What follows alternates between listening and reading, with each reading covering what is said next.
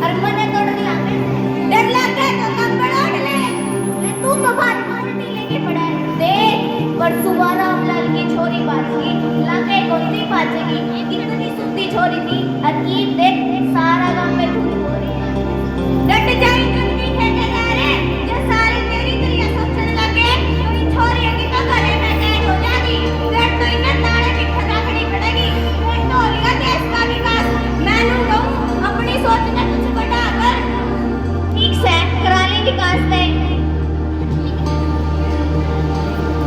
तुझे पार्क की सैर करा दूं आजा चंद्रिका कोई बदतमीजी नहीं है कौन है तू बदतमीज मैं तेरा लगता है कई दिनों के पुलिस की मार खाई पुलिस को तो जेब में डालकर घूमता हूँ और सुनो पहले प्यार से मनाता हूँ और फिर पैसा बहाता हूँ अगर इन दोनों से भी नहीं मानती तो और भी तरीके हैं मेरे पास मनाने के समझी अगर समझ में नहीं आया तो समझा भी दूंगा चलो पकड़ू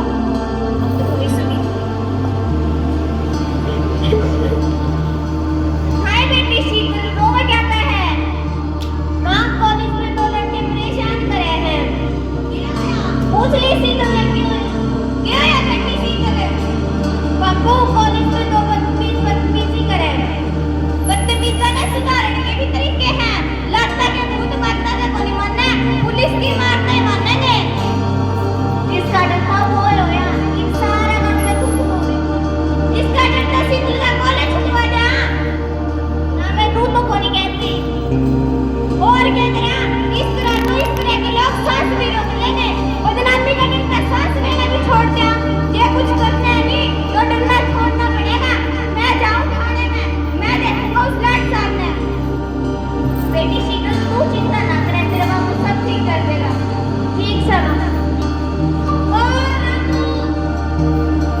राम राम साहब राम राम को बुलाया और राम राम आ गया हम भी सुना अपनी राम कहानी सर मैं एफआईआर दर्ज करवाने आया हूँ अरे यहाँ एफआईआर दर्ज होती है यहाँ मुआवजा थोड़ी ना मिलता है और मुआवजा मिलता तो कितनी भीड़ होती है मुआवजे की तो मैंने बोला ही नहीं सर अरे तुम तो कुछ बोलेगा ही नहीं हम तो तेरे इंतजार में बैठे रहेंगे और तुझको कुछ बोलना ही नहीं है तो जा भी अपना काम कर ले सर मैं एफआईआर दर्ज करवाने आया हूँ तो फिर करवाओ कल मेरी लड़की शीतल के साथ कुछ बदमाश लड़कों ने बदतमीजी की बदमाश मतलब कोई हथियार ले रहे थे नहीं मेरा मतलब बदमाश ऐसा करते हैं तू घड़ी परिभाषा देने रहने दे मेरा मतलब उसका मतलब इसका मतलब हम किस के मतलब समझा हम तो मतलब समझने पे रह जाएंगे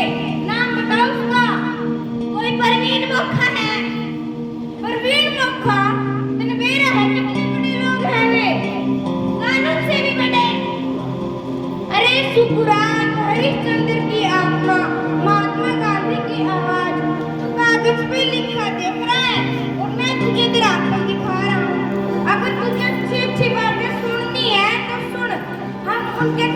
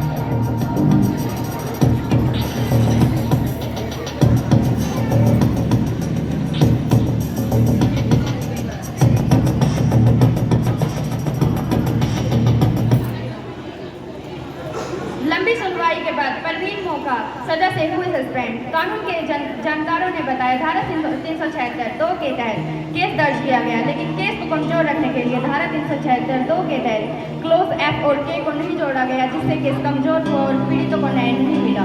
लोगों का गुस्सा बढ़ा। इंसाफ बेटियों का, आपकी गुड़िया खो गई है। बचपन में मेरी भी गुड़िया खोई, तब मैं भी ऐसे ही रोती। अब ढूंढोगे मेरी गुड़िया को, मैं भी ढूंढूंगी आपकी गुड़िया को।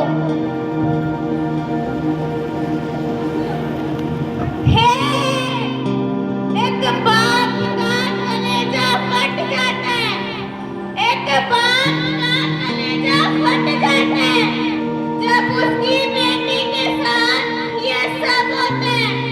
गाँव, घरों, गलियों, शहरों, कस्बों, मोहल्लों, देवालियों, विद्यालयों, न्यायालयों में बेटियां कहाँ सुरक्षित है? जो समाज, जो देश बेटियों की आजादी बर्दाश्त नहीं कर सकता, वो समाज, वो देश उन्नत कैसे हो सकता है? बेटियां सशक्त होगी तभी देश सशक्त होगा। अगर ऐसे ही इस सभ्य समाज में बलात्कारियों का महिमा मंडल होगा और उन्हें विजेताओं की तरह सम्मानित किया जाएगा, ऐसे लोगों को तो शर्म से डूब मरना चाहिए, मुंह छुपाना चाहिए। लेकिन ये लोग तो अपने घृणित कृत्य का भी जश्न बनाते हैं। तो कैसे सभ्यता है ये? कैसा सभ्य समाज है? नहीं रहना, नहीं रहना हमें ऐसी सभ्यता में जब बेहयाई, बेबसी, कामुई मुंह चिढ़ाए जा रहे हैं, पता नहीं कहाँ जाएंगे। नहीं रहना।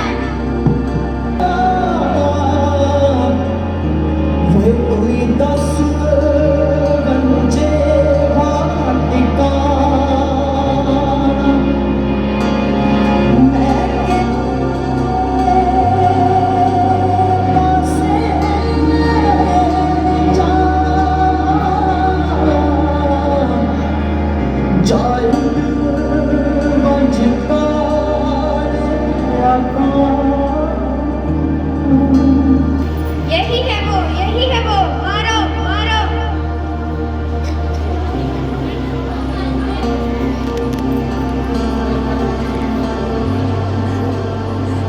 इसके साथ तो यही होना चाहिए था, मर गया। लोगों की भीड़ कठिन मौका को मोर्चे खा बिता दिया। इसके बारे में सीधे के पिता से बात क्या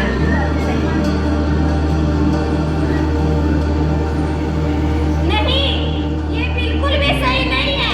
भीड़ का इंसाफ नहीं होता। भीड़ के सेंटीमेंट को किसी भी और मोड़ा जा सकता है। भीड़ का इंसाफ नहीं कहा जा सकता। भीड़ का इंसाफ नहीं, ये बिल्कुल भी सही नहीं है। भीड़ का इंसाफ नहीं कहा जा सकता। भीड़ के सेंटीमेंट को किसी भी और मोड़ा जा सकता है। इंसाफ वही होता है जो कानून के अनुसार मिले, जिसमें व्यवस्था हो, जो सब पर समान रूप से लागू हो।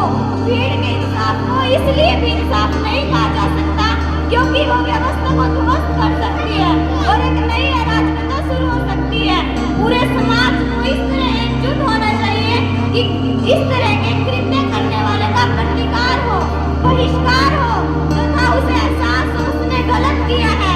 वैश्यवाही प्रायश्चित से भर जाए या शरण से मर जाए, तभी सच्चे मायनों में सच्चा न्याय स्थापित होगा और एक सभ्यता